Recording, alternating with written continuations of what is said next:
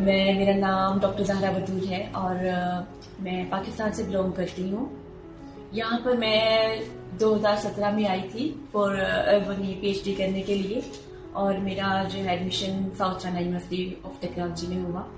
उसके बाद PhD के बाद मैंने अपनी पोस्ट डॉक ज्वाइन किया, पहला पोस्ट डॉक शंदन यूनिवर्सिटी में और उसके बाद दूसरा पोस्ट डॉक मैंने वेस्ट चाइना हॉस्पिटल में ज्वाइन किया। यहाँ पर मैं इसलिए आई क्योंकि यहाँ पर मुझे अपॉर्चुनिटीज़ बहुत अच्छी नजर आई।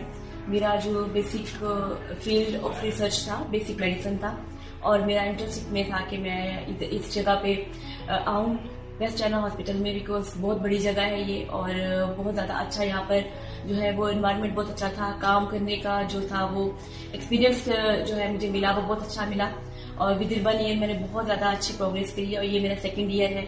लेकिन मैं ये कहूँगी कि वेस्ट चाइना हॉस्पिटल में जो काम करने का experience is really very good और मैं कोशिश करती हूँ कि मैं अच्छा से अच्छा काम करूँ यहाँ पे और इस अपने इस हॉस्पिटल को मेरी तरफ से बहुत ज़्यादा अच्छी अचीवमेंट्स मिले और फर्दर भी मैं ट्राई कर रही हूँ कि पाकिस्तान और चाइना की कोलैबोरेशन हो इनके स्टूडेंट्स की।